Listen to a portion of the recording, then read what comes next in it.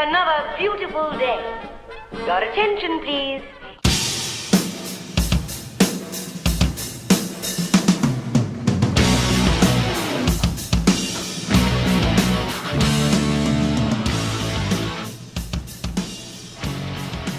Hey there, welcome again to Back in the Village, the Prisoner podcast. This week we are talking about the first half of the series finale of The Prisoner, entitled Once Upon a Time. I make mention of a BBC production of a play called Brand that Patrick McGoohan starred in 1959, and I'll have a YouTube link to it in the notes, the show notes, at backinthevillage.com. You should definitely check it out. It's a very intense performance, as if you would expect anything else from him. But that's about it, so enjoy Once Upon a Time.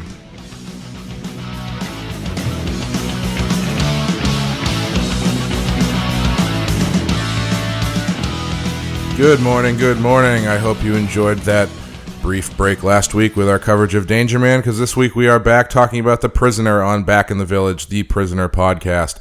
I am Clay McCormick from EatDeadMeat.com, and with me, as always, is Wes Teasdale from the Penske File. How you doing, Wes? Good, Clay. How are you? I'm not too bad. You had an exciting weekend? I did. My voice might be a little ragged because I was in New York at a comic convention for 2 days yelling at people from across the table. So it's exactly like Chasing Amy, I'm assuming. Oh, no. Yeah. People refer to inkers as tracers, and then there's fist fights, and there's weird sexual politics. If he drew it, and you're drawing a line over exactly what he drew. Hey, man, fuck you. But that's neither here nor there, because today we are talking about the I believe the term is penultimate episode of the series we're covering, The Prisoner, which is titled Once Upon a Time. Exactly. Degree absolute. I require approval. Unlike me, many of you have accepted the situation of your imprisonment and will die here like rotten cabbages. If you think it's that important, there's certainly no other alternative. You must risk either one of us. Who's standing beside you now? I intend to discover who are the prisoners and who the warders. I am a good man. I was a good man, but if you get him, he will be better, and there's no other way. I repeat, no other way. I will not make any deals with you. I've resigned. Degree absolute. Tonight, please. I will not be pushed, filed, stamped, indexed, briefed, debriefed, or numbered. A week. That's not long enough. You don't want to damage him? My life is my own. Very well. Tonight. It was written and directed by Patrick McGoohan, although it was originally attributed to Archibald Schwartz, which is a pseudonym that McGoohan used because he was afraid that people were going to ridicule the script. Okay. And if you've seen the episode, you might be able to see why. That's not a comment on my thoughts about the episode. It's just if you were to read that script, you would probably throw it in the trash. Yep.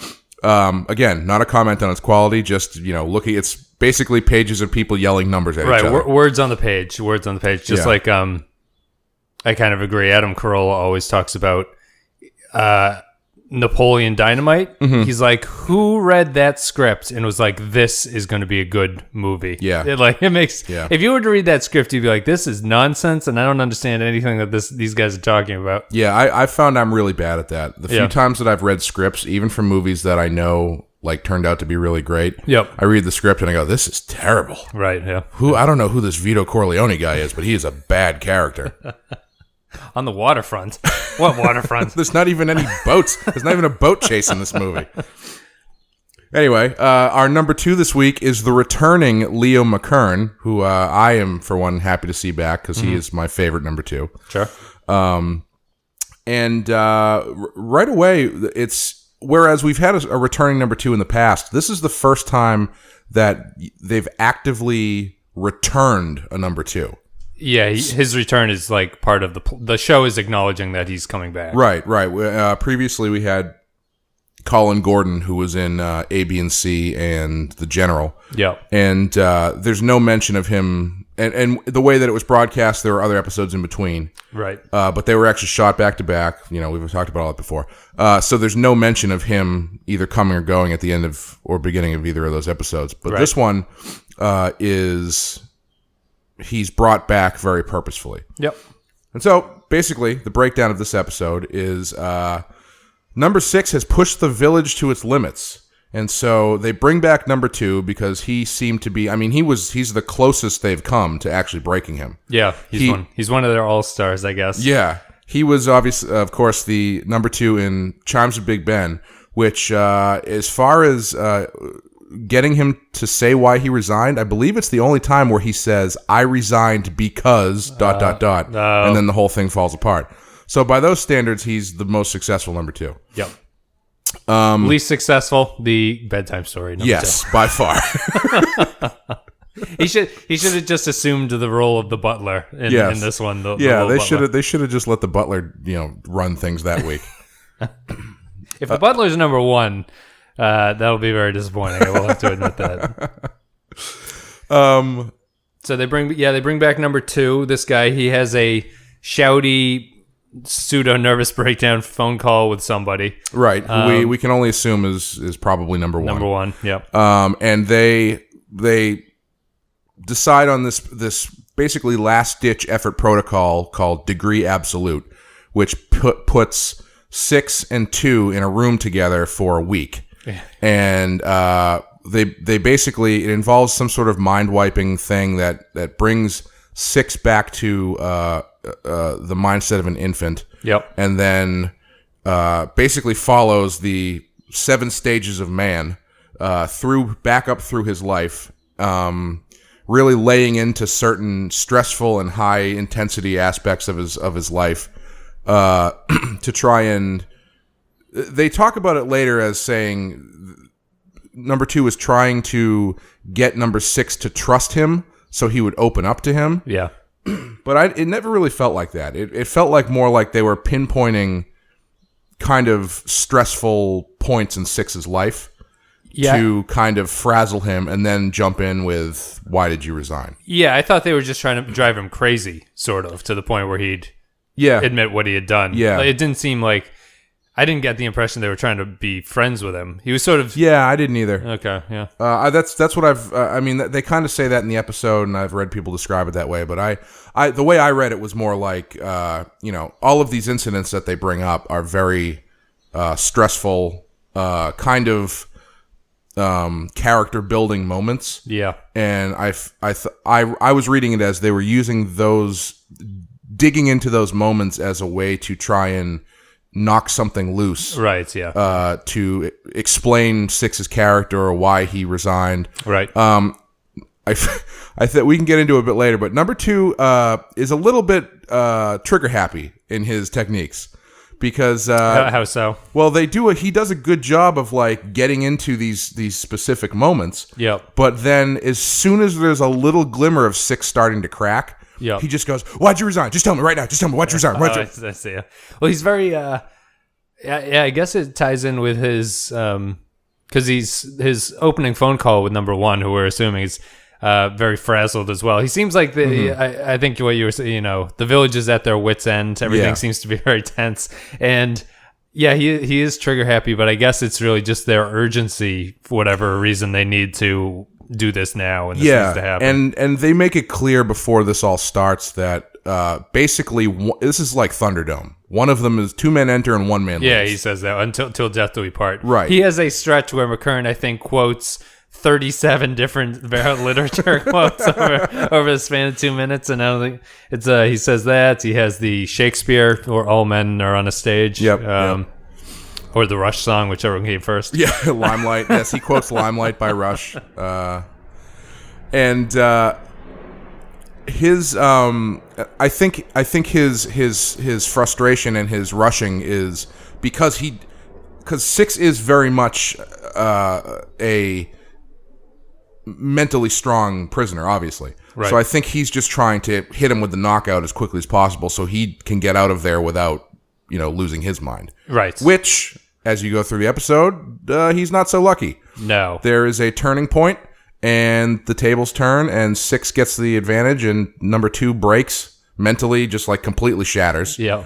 And just dies. He just dies. He drops dead Yeah. right at the end of in the last 30 seconds of the week period. Yep.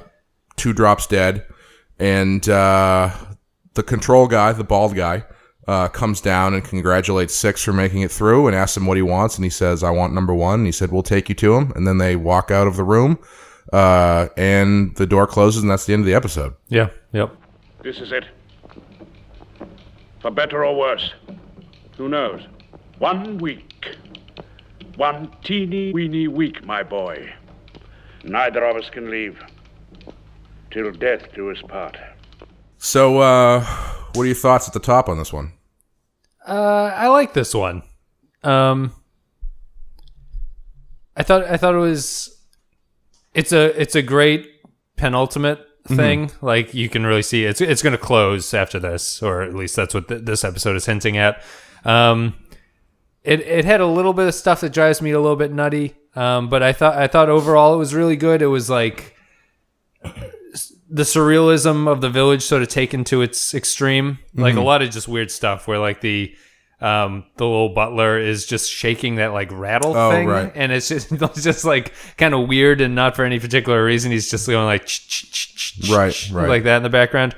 I liked it. I thought it was good. I thought the performances were really good. Those 2 are excellent. I'll have a lot of criticism, I think, of just sort of weird things that happen, but my last point was basically just going to say that I thought it was really strong, and I can see what they're trying to do with it. Like, this is the crescendo of what the whole show has kind of been about. Yeah. Yeah, I love this episode. I think so one of the things that's interesting, it's interesting to talk about this at the front, because I think it's just very odd, is that this episode was shot 6th. Yeah. So that's why at the beginning, number 2 is watching sort of a montage of number 6's greatest hits of being an asshole, and they're all early. Yeah, they're early all run. from the first 5 episodes, with the exception of Checkmate. There's no shots from Checkmate, and I've read that this was written and shot to be the cliffhanger season finale of the first season. Okay. Before, when they were still planning on doing 26 episodes, before it got cut to 17. Right. But I don't know how at the end of this episode, number 2 drops dead. Number 6 is basically declared the winner of the village. Yeah. To an extent. And then it ends with him being brought off to see number 1. I mean, yeah, I could. I guess I could see it, because all they'd have to do is sort of do the flip where you're like, oh, you're not really going to meet number 1. Yeah. The 2s, because the 2s, I don't see the 2s. I think the 2 dying is sort of more symbolic than anything, because I'd assume maybe other 2s have died in the past and they just replaced them as well. This is the only 2 we've actually seen die, though, right? Yes. Okay, Yeah. so I mean, it's sort of important that that's happened, and you can take it like symbolically to be like, this is the end of the 2's run, all of them collectively. Yeah. I could see it as being a end of a season episode.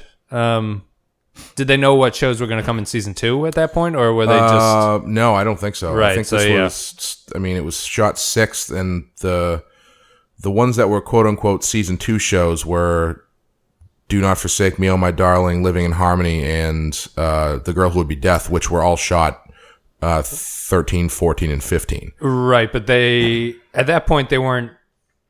At that point they were struggling to just finish those shows, right? Those weren't like planned, or were they planned to be the second season? Yeah, but by the time they got around to shooting those, they were thinking those were going to be for season 2. And so when they got the axe, they kind of had to wrap it up quickly. Oh, I see. Okay. All right. And the other reason why I don't it's very strange to me that this was shot 6th is because it is I find it such a natural, in the line of the progression of 6's character we've been talking about, of like where it is in the run is perfectly representative of the change of Six's character.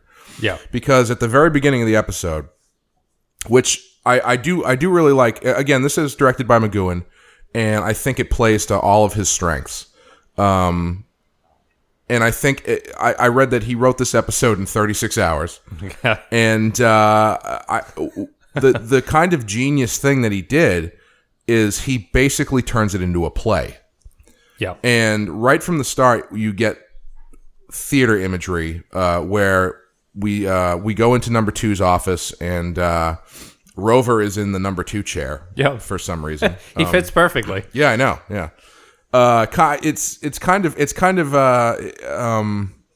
implying a bit that, because number 2 comes up out of the ground and Rover is sitting in his chair. It kind of implies that not even number 2 is even for as much power as number 2 has, he's still an inmate in the village. Yeah, yeah. And but in that scene, one of the very first thing we see is a very theatrical looking curtain set opening to reveal the monitor screen. Yep. Which I went back and I specifically looked for this. In previous episodes, there are times where the screen has curtains, but never that ornate. Those are very specifically meant to look like theater curtains. Okay. And that first shot really is a setup for the whole style that he presents the episode in, which is basically like a black box theater play. Right. Yep. Or maybe a little bit more than a black box theater play, because there is decent amount of set dressing, but it's basically a play in one room. Yep, a one-man show. All different sets. With 2 guys. Yeah. Yeah, a one-man show with 2 guys. And, there's, like you said, there's references there's the Shakespeare quote, and, I think there might be one or 2 other things in there that reference the theatrical aspect of it. Yep. But McGoohan clearly leaned heavily on his past as a theater actor to play to his strengths in writing and acting this episode, and just turned it into 2 guys acting their asses off for an hour. Yep. Yep. And allowing that setting to play into the aesthetic of the village, and also give you really more information about Six than we've ever seen before, minus forsake me, my darling. Mm-hmm. Not canon. Yeah, but not deliberately and not clearly. So as he goes through these different stages, assuming that what they're doing to him is reliving aspects of his life, we see number 6 at school. We see him. We can infer a little bit about his home life. Yep. We get training for in fencing and boxing. Oh, right. Going on a job interview. I have some thoughts about the job interview portion. Learning that he was involved in some sort of traffic accident that killed people, which I also have some thoughts about. Filling out the forms. Filling out the paperwork, yeah. Being sent to jail. Finding out that his job is actually a cover for some sort of state secret thing. Mm-hmm. Learning that he was a RAF bomber in World War II. Yeah, right. Yeah, I guess it would be World War II. Learning that he had to bail out over Germany and was in German captivity for a while. Assuming all of that actually happened. Right, yeah. I have some thoughts about it. I think you can look at it either way. What did you think about that stuff? About whether or not it actually happened? Or just about the way that whether or not it actually was stuff that actually happened to Six, or my thought is some of it is probably just kind of catch-alls, or I don't know if I want to say metaphors, but yeah, I would prefer it's not all sort of true. Yeah. Just because I think the mystery of things that aren't true seem to suit the show better. Right. Is that... now I'm having to remember. When does Six snap... Is that before or after he snaps out of this kind of trance thing that they put him in? Is he start remembering this before that happens? Or is that at the end when he... I'm trying to remember if there's a specific moment where he breaks back. Well, he starts to kick out of the treatment. Yes. Every time they say the number 6, or anytime they ask him when he resigns. Right. that's when you can see him fighting back, and even when he's fighting back in a very primitive way. Like he can't really, his brain can't fully take control. Yeah. And so the first time, number 2 is trying to get him to fall in line by their, counting up or doing multiplication. And every time they get to 6, he won't say it. He just gets 6, and then, number 6's mind is kind of getting frazzled. Then he just punches him in the face. Yeah. And then he, jumps on him and starts choking him out. And then the butler has to knock him out. And I think at that point he had gone through like high school or something. Okay. But after he breaks out and starts choking number 2, they have to send him back. Right. They put him back on the table and do that thing again. Yeah. So you're right. I would hope it's kind of a mix of not happening, maybe lightly dusted with, like you're saying, like a metaphor for just things that could have happened in the past. It's not, I don't even think it really, does it matter? It's not really all that relevant to what they accomplish, because at that point it's kind of just the two minds sort of battling it out to see what happens. Yeah. So whether or not these things actually happened, I'd prefer that they didn't, but I suppose it doesn't really ultimately matter. Yeah, I prefer to think that pretty much what you're saying. Like there's a thread of truth in there, but if you were to go in and be like, well, we learned that number 6 killed some people with his car. Right. I wouldn't go that far, because watching it this time, I was reading that as, well, you could kind of apply that to being a scenario in which 6 is having to deal with any killing that he's done in the past. Yeah. Or any innocent people that he's harmed in the name of whatever his top secret job is. Yeah. Which I think to be the more interesting answer. Yeah. And it's in that sort of structure that I think that this episode is so brilliantly put together. Mm-hmm. Why did you resign? For peace. For peace. Yeah, let me out. You resigned for peace. Yes, let me out. You're a fool. For peace of mind. What? For peace of mind! Why? Because too many people know too much. Never. I know too much. Tell me. I know too much about you. The number one thing that McGoohan does in this show, whenever he's really given the reins to it, is to subvert give you what you want, but not realize that's what you're getting. So I think the interesting thing overall about this episode is you basically learn why number 6 resigns. But he doesn't come out and say, I resigned because.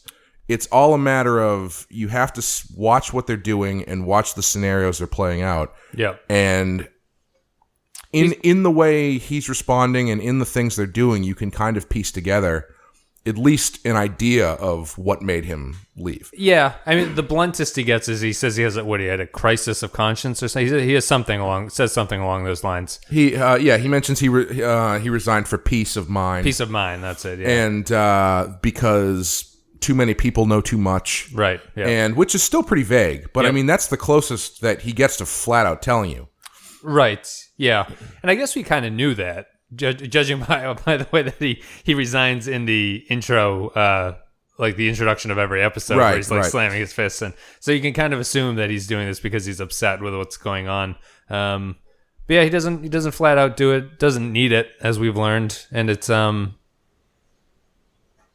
nice little denouement or whatever to his story at that point. It's clever. It's nice to flip the table, show everything that he's been undergoing, and actually not actually nail the points, like you were saying. Yeah, like it is very theatrical in that way. It's sort of broad without getting specific, because you can't get too specific in theater like that. It doesn't really work. Yeah, and I kind of went off a bit to talk about the theater angle when I started talking about number 6's character. But when we start this episode, number 6 has taken it as we talked about at the end of The Girl Who Was Death. The end of that episode, you get the feeling that number 6 has taken the teeth away from the village completely. Right. And at the beginning of this episode, you get the same feeling. and they get that across as well because when number 2 calls him on, asks him why he cares, and he says, "Oh, you'll never know." Like, it's like, I know something, it's very childish. They're gonna have to replace that carpet in his house. He walks that path thousands of times a day. Yeah, pacing like a caged lion. Yeah, and like nibbling on crackers or something. But after the phone call, he goes to leave, and the door opens, and when he leaves, he gives a little clap and it shuts. to shut the door. And then right after that, he goes up to some random villager, and in a great play on words, says, "How?" Like the, old stereotypical Indian way of saying hello. Yep. But he's asking a question. So the villager freaks out. And he's like, "No, you can't inquire about things." Right. So he's completely, he basically has broken whatever hold the village has on him. Yeah. And is just continuously taking the piss out of it. Yep. Which is, probably why they feel the need to go to this degree. When I was watching it this time, I couldn't decide for a minute whether or not the decision to go to degree absolute was the number one's decision or number 2's, because it's weird because the way I kind of read it this time was that the village almost was going to choose to ignore him or something. Oh, just because they only gave him only gave number 2 a week to do it, and he's like, that's nowhere near enough time. You don't want to break him. You want to, right? Yeah, I guess they did give him time. I got the impression it was 2 has some line where he's like, "I told you I had to do it my way." Yeah, and this is. Maybe they didn't give him enough time to get the job he wanted done, but yeah, maybe it's that. Maybe it's sort of like, all right, we're gonna let you do it, but under our terms. Right, you do whatever you want, but you have a week to get it done instead of anything else. And you can tell it's kind of hastily thrown together because when they give you a week, they give him a clock, which is somehow going to be like a calendar. I just thought that was funny. I don't know how that clock works. He's like, "We're going to be here for a week, 6," and then he spins the dial and pulls the thing. Yeah. And it's like, I think a calendar with some days would have worked better. Behold the clock! 5 minutes! Set to open on a new phase of our relationship. But yeah, so 6 has very clearly gotten to the point where he does not fear the village whatsoever. The village has turned into, it seems like the village has turned into, for him, the technicolored nursery rhyme kind of place that it seems. Mm-hmm. So they have to drop the hammer on him in the most extreme way possible. Yep. So how did you feel about number 2? His performance throughout, because I think it's kind of it doesn't stand out immediately how well the arc is written in this episode. Sure, but I thought he was really good. Yeah, I thought they were both good. I think I was reading he had like a breakdown or something. Yeah. So apparently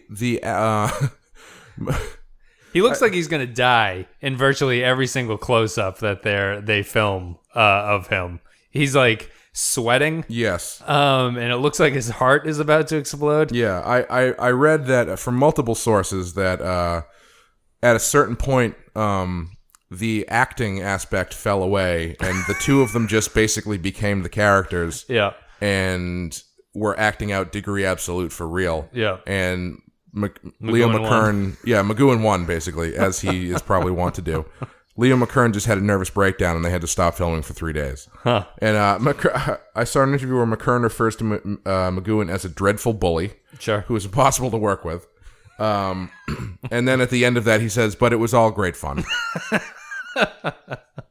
That's when they put the lights over his head and did the flashing thing. Right. I thought he seemed virtually, I don't know what order this was shot in, but when when 2 goes into 6's apartment and puts the light over his head, mm-hmm. and then starts like crazily reciting nursery rhymes, mm-hmm. like in a way that's, crazy people aren't usually on pitch or on tone. Like he's just kind of reciting it crazily. He's like, "And row your boat," and he's just walking backwards.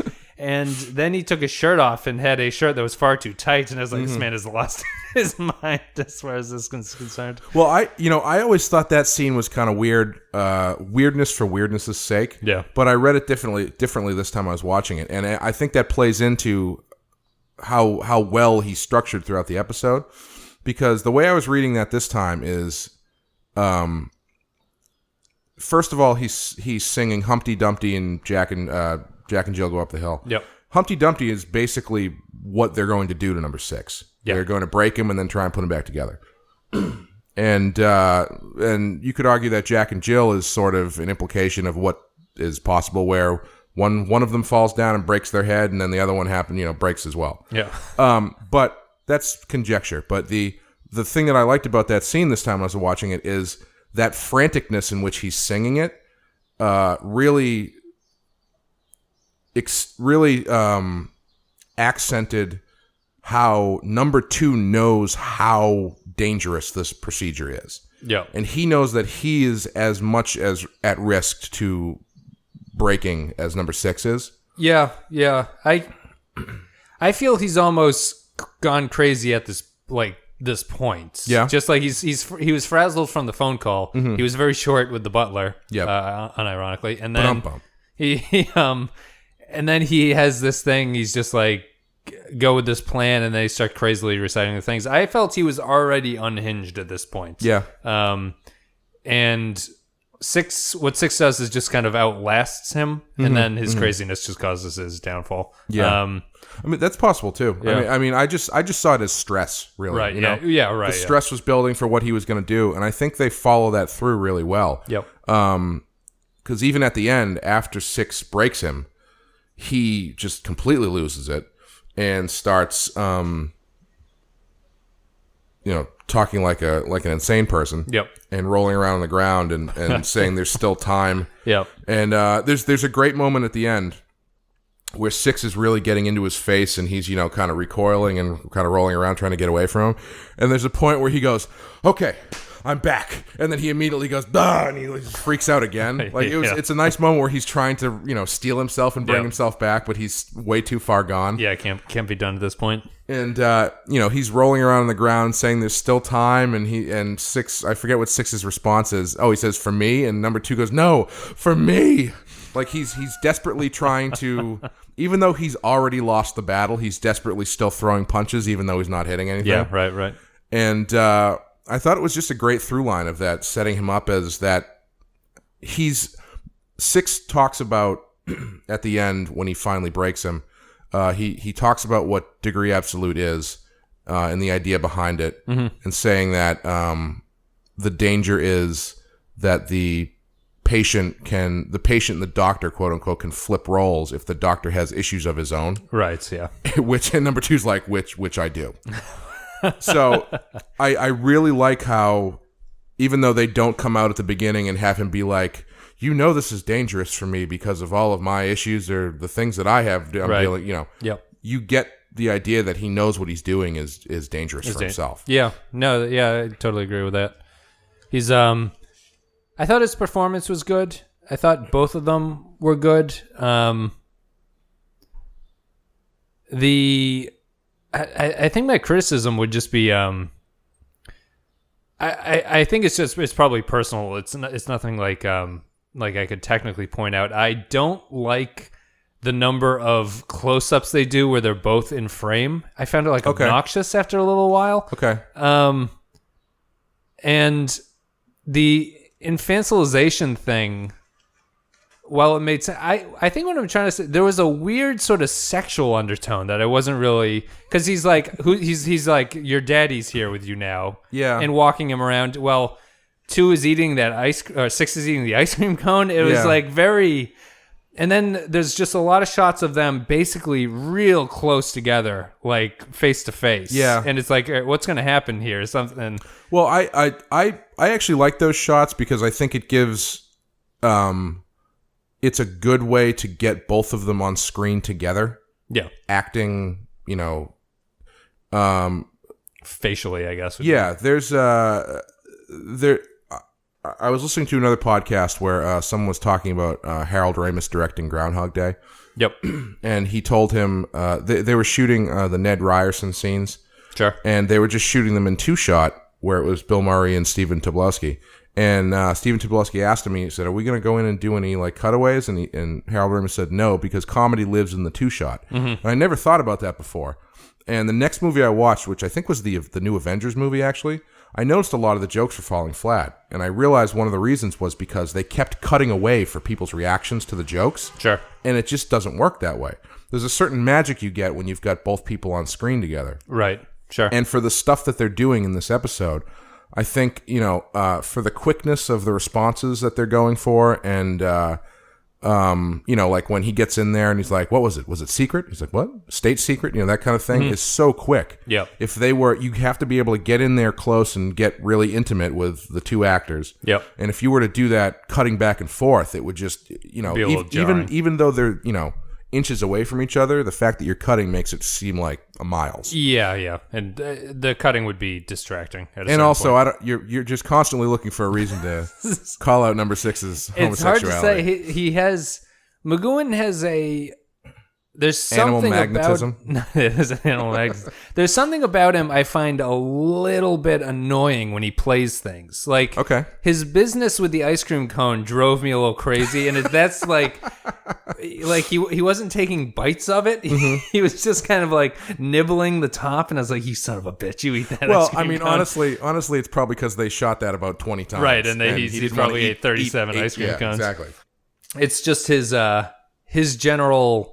And it's really just his 6 character for whatever reason, because he's not like this with his other characters that he's played, like John Drake or Billie Holiday. No, not Billie Holiday. Like Billie Holiday. Singing Strange Fruit. His John Wayne episode was not like that. Right. I was thinking Billy the Kid, but it came out Billie Holiday.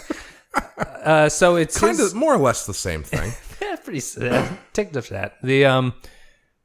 It's something he's doing when he's choosing to play 6. And sometimes I feel it grates on me a little bit. I don't know. And I think that's the close-ups are kind of an example of that. Just because he's very... It's hard to describe. There's just something about it that he's choosing to play those moments that way. And sometimes I think maybe it's too much or something like that. Mm-hmm, mm-hmm. You know perfectly well what I'm talking about. Why did you resign? I can't tell you that, sir. Was it secret? Secret, sir? And confidential? No, sir. Top secret? No, sir. Top secret? State secret. Yes. State secret, sir. Top state secret confidential. Why did you resign? So, where do you think the turning point comes in their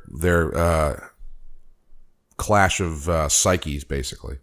Oh, see, I probably didn't even pick up on it because, not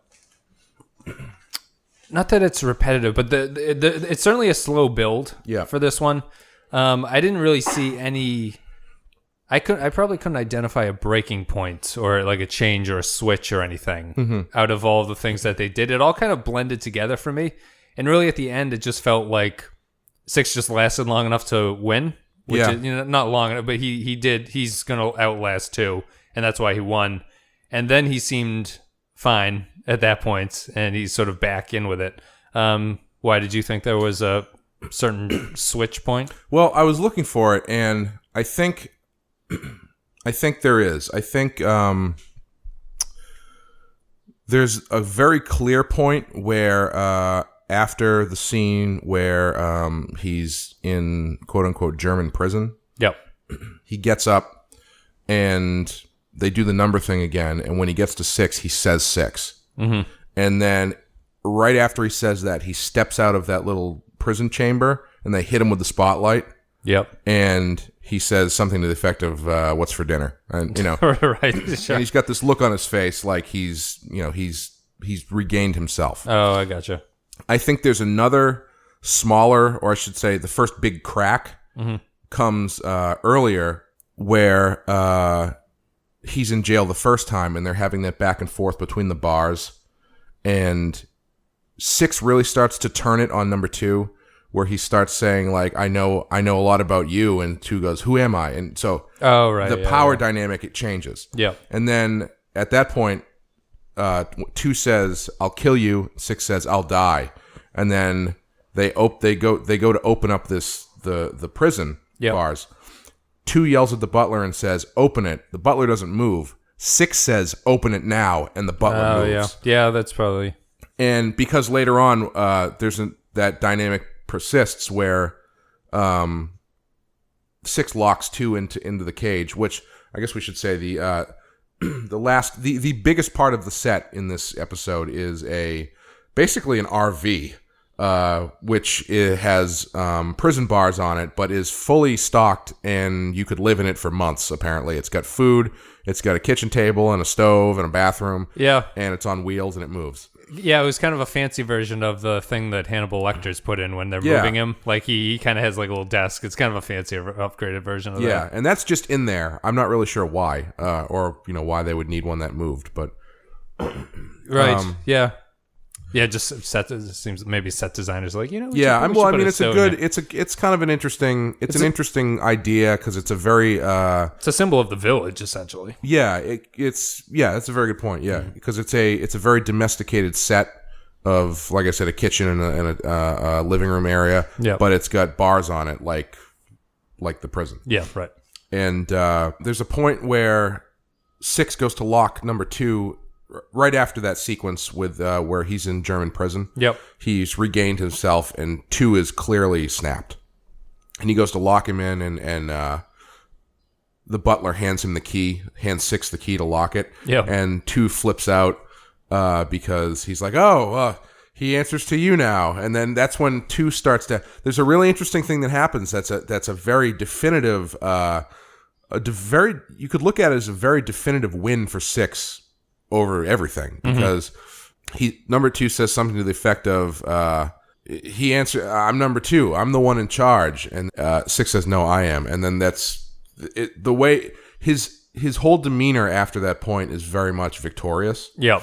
And he's regained himself. Yes, he's regained himself, and he's also the biggest downfall of the plan of Degree Absolute is putting number 2 in a room with number 6 where there's absolutely no chance of number 2 getting help. Yeah. So if number 6 turns the tables on him, then he's toast. Yep. Which is exactly what happens. Yep. He didn't know. I guess there's a fight scene sort of choking. I don't really consider that. He doesn't really throw many haymakers in this one. No, there is technically a gratuitous ass beating. Where he breaks the first time and jumps number 2 and starts choking him out a bit. Yeah. But there's also a boxing scene and a fencing scene. Oh, I don't count. I wouldn't count those. You don't count sport fighting? No, those are games, not sport. No, he's he doesn't throw any real haymakers. He chokes 2, but then gets billy clubbed down pretty quickly. Or what was those things called? Yeah, billy club. Yeah. Are they okay? I think so. Yeah. Flapjack or something. It's not a flapjack. I think the flapjack. That's why it's called flapjack. Yeah, the little. I'm thinking of like it's sort of like a heavy cloth. It's not cloth, but it's it's got like a piece of lead in it. Yeah. That's a flapjack. Oh, okay. But he's got something longer. Does he? All right. Yeah. And I was just looking at my notes. The actual exchange is he thinks you're the boss now, and then 6 says I am, and then Tony Danza walks in and says no I. And then number 2 says, no, I'm number 2. I'm the boss. And then number 6 says, number 1 is the boss. Which is a very interesting back and forth to have. He thinks you're the boss now. I am. I'm number 2. I'm the boss. Open the door. Number 1 is the boss. No. 3 minutes. But yeah, so at the end... There's number 2, as we said, number 2 has this total mental and physical collapse. And number 6 uses it as an opportunity to try and get some information out of him. Nothing super pertinent, just basically about that mobile prison. Yeah. He's interested in this thing. Well, I mean, honestly, it makes sense because if it's mobile and you can live in it for months, that would be very interesting to someone who's trying to say, I don't know, escape somewhere. Yeah. But yeah, so the last 5 minutes that they're in there together, number 2 just completely disintegrates. And 6 and he get into this, yelling match. Well, I should say 6 is very calm. Yeah. But he is incredibly scary. Yeah. Like, he gets really scary. So yeah, there's a power switch that I mentioned before where when 2 is in behind the bars the first time, and he does that thing where he says, I'll kill you. 2 says, I'll kill you, and number 6 says, I'll die. Yep. Then they open the thing, and number 2 gets a knife, and he starts going at number 6. At that point, number 6 starts saying, do it. Kill me. Kill me. Which is a flip of when they were having the fencing scene. And where number 2 is saying, do it. You can't do it. You can't kill. Which, again, is a good, metaphor. Well, I hate reusing the word metaphor, but it's like a symbolic reference to some of the issues 6 had in why he resigned. Yeah, right. And that's true. After that scene where 6 is telling him to kill him, when number 2 drops dead, there is a voice who is saying, die, 6, die. But they don't show number 6 saying it. Wait, you saying die number 2 or die number 6? No, it says die 6. Oh, die 6. Yeah, okay. It's really weird. Because so at the end, when he's like, he's like having that drink and he's starting to keel over. The voice off screen just goes, die, 6, die. And they don't show number 6 saying it. And I was reading the AV Club review, and he actually mentioned too, if you look at when they finally do show number 6 at that point, he looks kind of surprised that number 2 just keeled over. Right. I don't know if that was intentionally to make it seem vague about who was doing it, but that whole sequence is very strange. Mm-hmm. Yeah. Maybe it's the symbolic death of number 6 as opposed to whoever that person actually is. You know what I mean? Like, okay, that's interesting. The number 6 is, since the prison doesn't really exist, because he seems to have broken 2, so maybe it's the death of 6. Okay, so you're saying maybe that. So with the death of 2, 6 also goes. 6 also goes. Yeah, I like that. I'll buy that.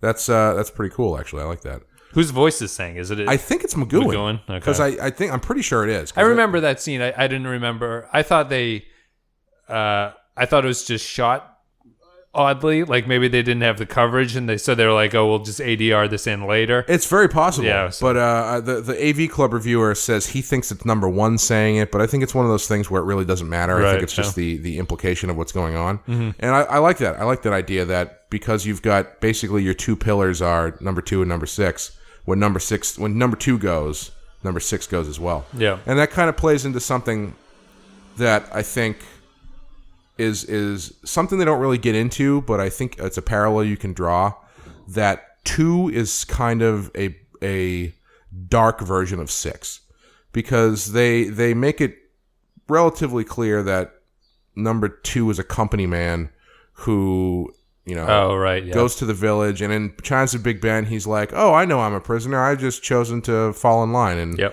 my vision is the vision of the whole village, as the whole world is the village. Yeah. Yep. And he's sort of I've always seen that number 2 as kind of a dark version of 6, where if 6 had chosen not to rebel and had chosen to continue to follow the company line, he would end up like number 2. Yeah. No, that makes sense. If he had focused his it comes down to the individual thing. 6 is the individual, the other guy is the collective. Yes, like their energies are similar, but they're focused in different directions, I guess. Right. And which I think that adds some credence to what you were saying about the death of 2 ultimately means the death of 6 as well, but not in the same way. Right. Sort of a dark mirror death. Dun dun dun. Which is the name of my first post Fallout fan fiction of The Prisoner. That's my memoir title. Dark Mirror Death. Put this mirror up again. You know what they should have done? They should have done a whole mirror episode where it was just everybody in mustaches and goatees. Yep. That would have been great. McGoohan in the, yeah. Well, I feel like that's like a topic right for the village. Like if you reversed everything, I feel like that's kind Bizarro of a village. Yeah, like a bizarro village. Like that would be. I don't know. Like what if the whole village started pushing individualism? Would Six just be like, no, I hate this? Yeah, that's an interesting concept. Actually, is he just a contrarian, or is he actually an individual? Like at what point, if the whole village is all about rebellion and anarchy, at what point does number 6 say, "Listen, I've had enough of this. We actually, need to live as a civilization, so we can't all be assholes to everybody." It's like the growth thing. It's like the village becomes anarchic, and he's like, the 20-something college kid who's like, yeah, man, I'm going to change the world. And then he hits his 30s and you're like, you know what? I just kind of want a house and I want to watch TV when I get home from I would work. like to be able to support my family. So if you guys could just stop burning cars, that would be great. I got to get up early for work. I got to pick out a tie. Come on, guys. Come on. Yeah, I think that would have been interesting. I'm surprised they didn't do that. Like season 2, man. Yeah. That the fictional script. season 2.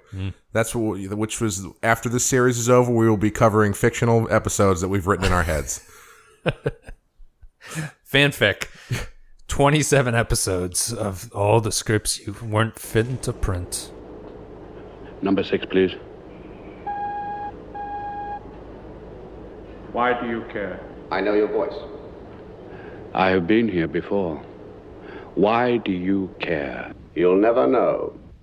I'm realizing this is a difficult episode to describe the situations. Yeah, it's really hard to talk about without seeing it, but yeah, it kind of like if you haven't watched the show and you're listening to this, prepare to not really understand what's going on. No, well, it's very like the way that it sort of goes through the motions is like there are moments of distinctness, but it's really. I didn't find them that distinct. It was more like what I was saying earlier. It's like a slow build towards something. Yeah. And I'm having a hard time remembering the specifics of what they do. I do remember the end result is like, this is like ultimately what happens.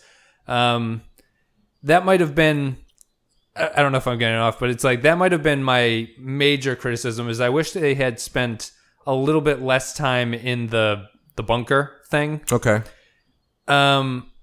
Even like if you shaved 10 minutes and had something else go in before that, maybe like if Six had started the episode going, because they kind of had that conversation where he's pacing around in his thing and 2 calls him on the phone. Yep. But if they actually had a meeting in that room and then maybe in the embryo room? The dome thing where Dome's Two's office. Oh, the green dome, yeah. Right, so if Six had gone in there and like they'd been like, you'll never break me, and then they're like, oh, we'll do this, and then they knock him out after explaining what they're going to do, I feel like it would have been a little bit better because I think they spend a little bit too long in the theater room, the bunker.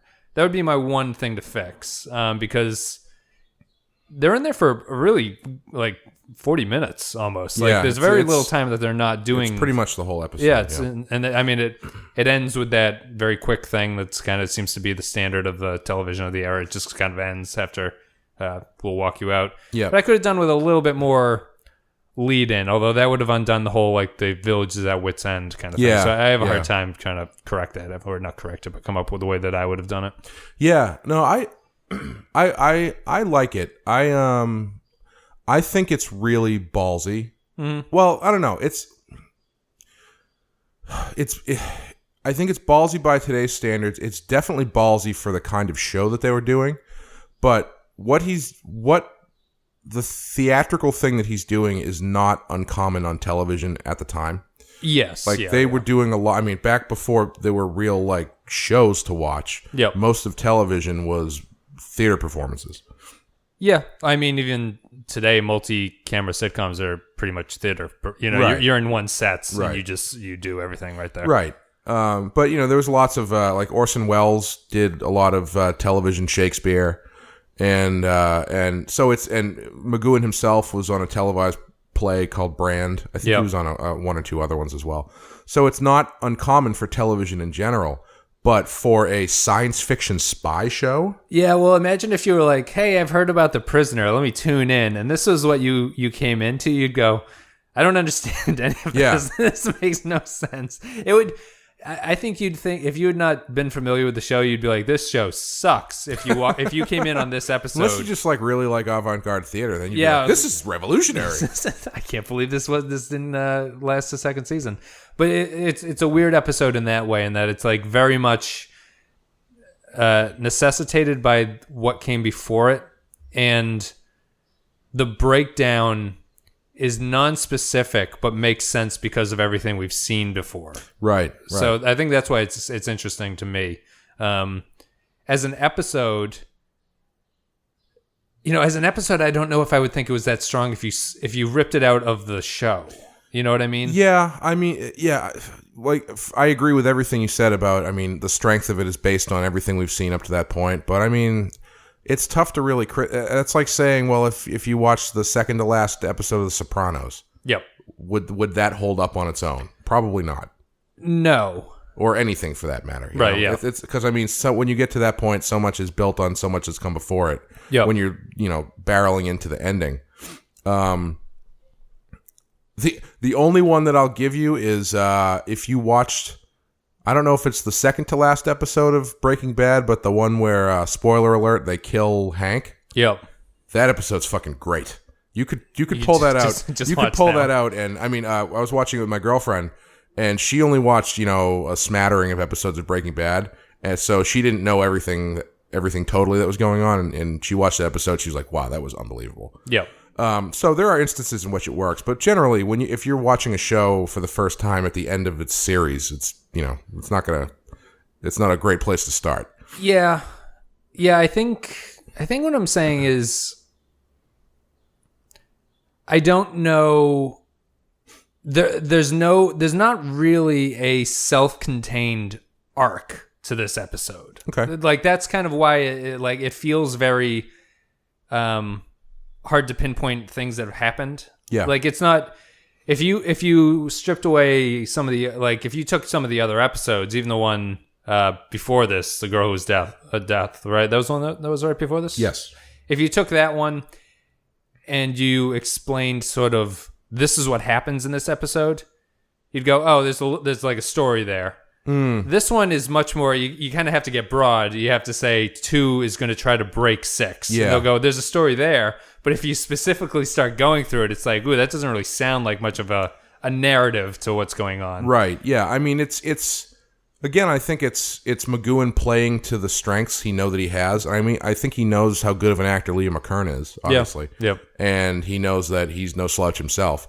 So he, for something that clearly he wrote quickly, and I'm sure they shot it I think they shot it for 8 days, I think. No, yep. I don't really know if that's long or if that's short as far as television. I mean, I guess that's including the 3 days that Liam McKern, or the breakdown, had right? to have a breakdown. Yeah. But it's like I said before, where some of the times that he's grabbed the reins directorially may not have been that he was just being an egomaniac. It may have been, I know how the show works. I know what it needs to look like. You've never directed the show before. This is one that needs a very specific feel to it. I'm just going to do this myself. Yeah, and I think his episodes are generally the better directed ones. Yeah. I can't think of, I can't, he's done a bunch, but I can't remember them off the top of my head, but I feel like that's true. Yeah. And I think it follows through to the entirety of this episode, because he's putting all of the weight of, or I should say, all of the pressure of pulling it off is squarely on his and Leo McKern's shoulders. Right. Because like you said, the broad story is number 2 tries to break number 6. But if you were to get into it, and like we said, if you look at the script, and the script would probably read like nonsense. Yeah. But they can pull it off because, they're both unbelievable actors. Yeah. And McGoohan, the thing that's another reason why I get kind of skeptical about people saying like, oh, he had no idea what was going on. The whole thing was a mess. It was just crazy and nothing made sense. He shot this episode 6th. He clearly knew where it was going. Right, yeah. This is the 6th episode. What was the, we had that, how many episodes did McGoohan say were like, these are 7. his definitive cuts or whatever? Okay. Yeah. I can't remember exactly what they are, but it's like Arrival, this one, and Fallout, the last 2. Yep. And I think Free for All, Chimes, Checkmate, Is that 6? That's 6. And Dance of the Dead, I believe, is the other one. Oh, okay. Right. But, I mean, you know, he wrote and shot this 6th out of 17. He clearly knew what the progression of the character and the story was going to be. Yeah, well, I think you've mentioned it before. He planned on a 7-episode series, and then he's just like, you know, these are my 7. Like, he knows this is going to be this is the 6th episode. Yeah. Like, to him, it's not just because they shot at 6, but he's like, this is going to be the penultimate thing. And then they obviously had to fill in with some other, you know, the order got bought out for more episodes, and they had to create some more ideas. But yeah, because the arc through those episodes makes total sense. Right. And this one obviously makes total sense. It just happens to be 16 instead of 6. And I think, you know, while I think clearly he knew what was going on, I was just thinking about it now. This episode works also because the stuff it's dealing with is actually pretty simple. Yep. Because all you really need to know to be able to write and execute this episode is you have to know number 6's character and his motivations. You have to know the village's motivations. Yep. Number 2's motivations. And you have to think, all right, well, this is going to be placed to the point where the village is, you know, has lost all grip. Right. Right? I mean, with all those things in mind, especially if you are the writer and actor of the character, you can probably extrapolate what all this shit's going to be. You chose this method because you knew the only way to beat me was to gain my respect. That is correct. And then I would confide. I hope that you would come to trust me. This is a recognized method. Used in psychoanalysis. The patient must come to trust his doctor. Totally. Sometimes they change places. Which is essential in extreme cases. Also a risk. Oh, grave risk. If the doctor has his own problems. I have. That is why the system is known as degree absolute. It's one or the other of us. Why don't you resign? You're very good. You're very good at it. You just reminded me, I'm sorry to jump off, but you know how I've come up with my idea of how I would have shaved 10 minutes off. Okay. And it would have fit the theme. You show the village starting to fall apart, like the actual village. Like the villagers are starting to like break windows or something. Like, That's interesting. And then it would go into, this is now, because everything is falling apart, we now have to go to, what's it called? Degree absolute. Degree absolute. That's actually really fascinating. I think, because the interesting thing there is, if that's happening, then you're tying in number 6 directly to the well-being of the village and the strength of the village. Yeah. And I think you are making, at that point, you are specifically saying that the whole thing is about him. Yes. Where you could make that argument regardless. I think the show kind of hints at that. Yeah. I don't know if that makes as much... It doesn't make sense that the village exists for that reason, because the village seems to have existed into perpetuity outside of 6, but they seem super interested in 6. Yeah. I guess, you know, I think... Yeah, I think I would be okay with that, because I think that works more on a metaphorical level than it needs to on a literal level. Because, yeah, if you go through the show and you're looking at it from the archetypes that they're playing with for the whole series, yep. I mean, the village does exist for the purpose of breaking 6. Right. And number 6 exists as the lone beacon to stand up against the village.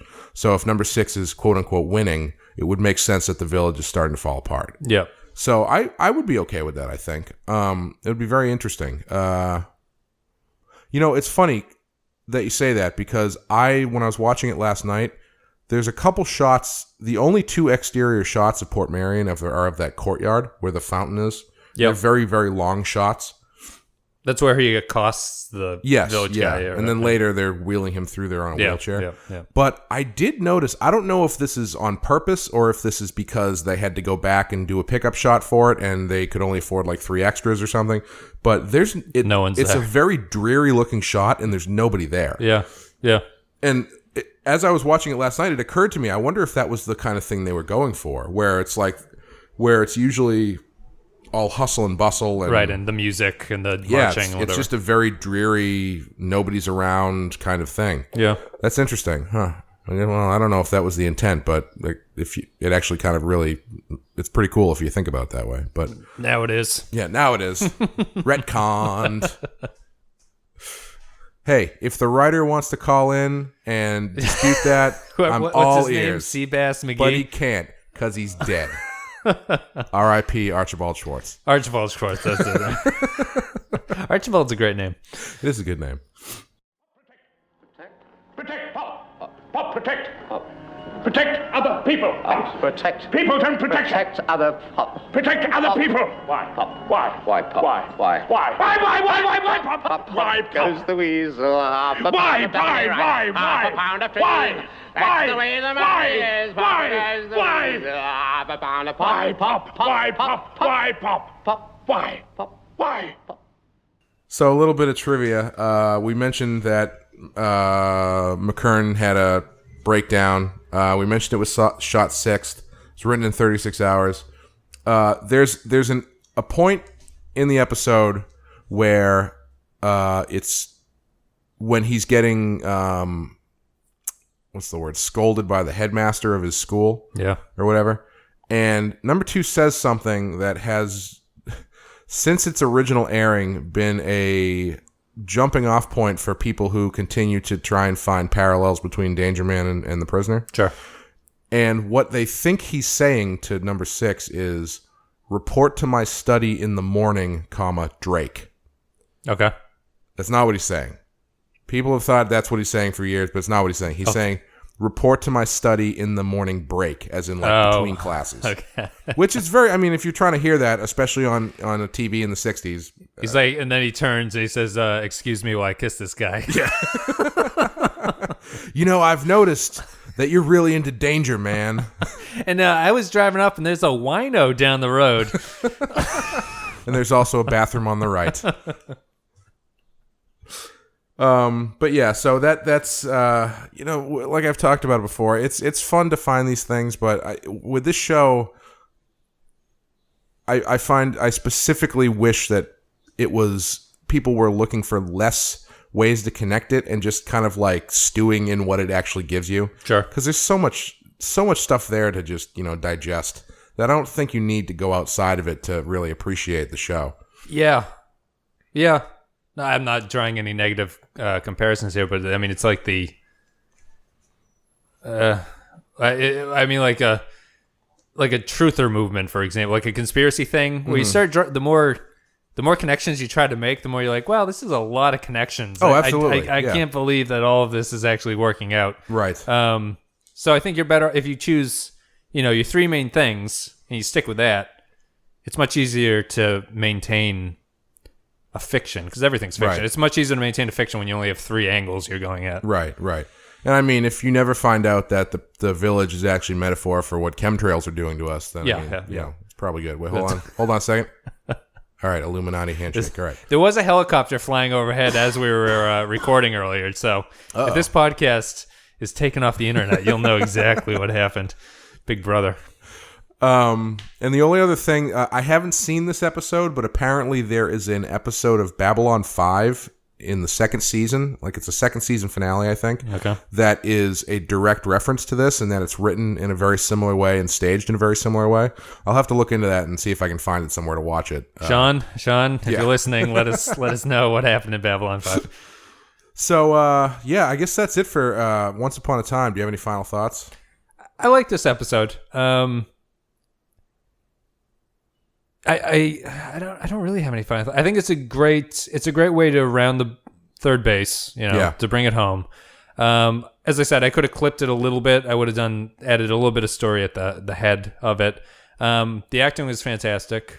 They certainly brought it, and I thought it was pretty solid. It's a great summation of all the surrealness. Yeah, and I'd have to assume we don't go back to the village as normal for the final episode. It's safe to say that does not happen. Okay. Yeah. I was actually going to ask you, do you have any thoughts or opinions going into the finale? Well, I thought it was going to go either one of 2 ways. It was either he was going to go back to the village and it would be somewhat normal, a regular episode. Right. Or I could see it being total nonsense. It's one of those two extremes. It's either a regular episode or it's like, this is just absurd at this point. Like, the storyline will be so surreal as to not be final. Like, I could see that happening. Those would be my two options. Yeah. Interesting. I think those are both very reasonable options. Is there a number 2 in the final episode? Yes. Yeah, okay. All right. So I think that's a good answer. yeah. Yeah. You'll see what happens. Yes with a question mark. Exactly. Yeah. Myself, I think this is a great episode. I think it's the chances that McGoohan specifically takes in this episode. Across the episodes he directs and writes in this series. Mm-hmm. I wish more shows did, because I mean, all the ones that he writes and directs are the ones that are most unlike anything else you'll see on TV. Like, he did this one, Many Happy Returns, which is the one on the boat where it's mostly on a boat in silence. Free for All, which is the voting. Yeah, the voting. He was really open to taking chance. He saw the opportunity he had with this show, and he just got as much out of it as he could. Did he write every episode he directed? I don't think so. I think there's... Well, he unofficially directed a couple that he didn't write. Okay. But the big ones he did. Okay. I think. Yeah, I'm pretty sure. Yeah, we'll add. We add this in the notes. I don't think he directed many. I mean, I don't think he wrote Many Happy Returns. Okay. I'll have to double check. But yeah, whatever. Anyway. Sure. Yeah, I think he saw his opportunity with the show that he had, and he did his best to exploit it. And I think, it's better for it. Yeah. Because it makes it a really interesting show to watch. But yeah, that's it for Once Upon a Time. We're going to be rounding it out next week. And we'll be happily living ever after. It's not called that, right? It's called Fallout. Fallout. That's too bad. They should have called it, and we are happily ever after. Do you have anything you'd like to plug? We've got the Star Trek podcast. You can go to thepenskypodcast.com. A lot of TNG Star Trek episodes. We are blitzkrieging through. And if you want to go to YouTube, there's the Pensky File. You can find a bunch of content on there. Cool. And again, as I say always, I am not an expert on any of this. So if you'd like to contact me and yell at me about things I've gotten wrong, or if you'd like to you just want to talk about The Prisoner for a bit, we're open to that too. We'd love to chat about this. Tweet away. You can email us at theprisonerpodcast@gmail.com or follow us on Twitter @prisonerpodcast. If you happen to be listening to us on iTunes and you feel so inclined to give us a rating or review, preferably a positive one, we would be much obliged. Are we going to do a giveaway for our final? We should come up with a giveaway contest. That's always huge. You'll have one. So we have like a mug. We can. What's that class? Actually, we could do a giveaway. I have a print of a prisoner number 6 drawing that I did. I could mail that out to somebody. Yeah, there you go. So yeah, that's it for Once Upon a Time. We will see you next time with the series finale of The Prisoner called Fallout. Thanks for listening, and hope you'll be back next week. Otherwise, it'll be a really unsatisfying end of the series for you. Unfortunate. See you guys later. See ya.